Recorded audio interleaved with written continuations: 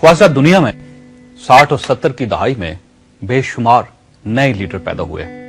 इनमें इंडोनेशिया के सुकार्नो भी थे, मिस्र के सादात और जमाल अब्दुल नासिर भी, इंडिया की इंदिरा गांधी भी, अमेरिका के जॉन एफ कैनेडी भी, ईरान के आयतुल्लाह खमेनी भी, उर्दन के शाह हुसैन भी, सऊदी अरब के शाह फैसल भी, इराक के सदाम हुसैन भी, क्यूबा के फीडल कास्त्रो भी, बरतानिया की मार्गरेट थैचर भी, लीबिया के कर्नल कजाफी भी, फलस्तीन के यासर अरफात भी, मलेशिया के महातिर मोहम्मद भी और जनूबी अफ्रीका के नेल्सन मंडेला भी। लेकिन सियासी तारीख के मौरखीन का कहना है कि पाकिस्तान के जुल्फकार अली भुट्टो दुनिया के इन तमाम लीडर्स के भी लीडर थे। भुट्टो साहब 60 और 70 की दहाई में दुनिया के 10 बड़े जबकि एशिया के सबसे बड़े लीडर समझे जाते थे। भुट्टो साहब को अल्लाह ताला ने बेशुमार सलाहियतों से नवाज रखा था। मसलन उनकी याददाश्त हैरान कुन थी।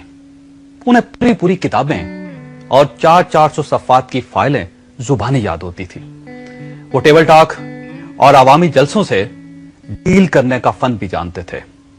वो कॉन्फ्रेंसेस और मुज़ाकरात के दौरान मुखालफिन को शिकस्त दे देते थे और अवामी जलसों में लोगों के दिल जीत लेते थे।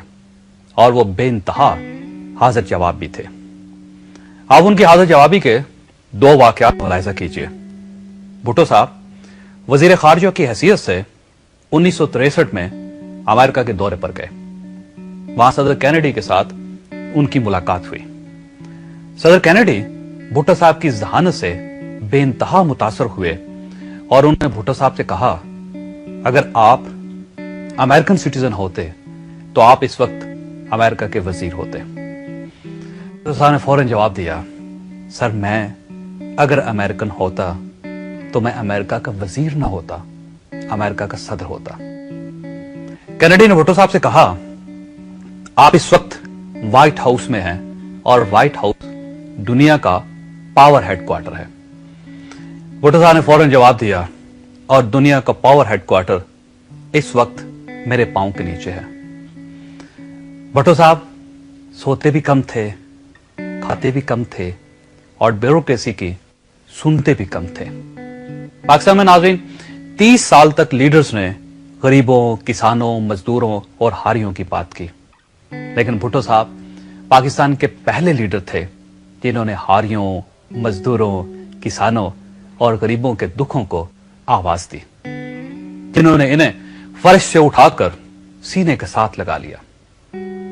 और ये जुल्फकार अली भुट्टो के इक़्तिदार के आखिरी दिनों की बात थी। भुट्टो साहब के पुराने साथी उन्हें समझाते थे, आप एहतियात से काम लिया करें, आप अमेरिका को यूं न ललकारा करें। अमेरिकन इंतकाम के मामले में बड़े संगदिल हैं। आप मजदूरों और किसानों की बात न किया करें। सरमायादार दुनिया आपको अपना दुश्मन समझ रही है। आप फौज को भी बैरकों तक महदूद करने की बात न किया करें। जर्नैल आपके गिर्द घेरा तंग कर देंगे। आप इंडिया को भी ना ललकारें, ये आपके खिलाफ साजिशें करेगा।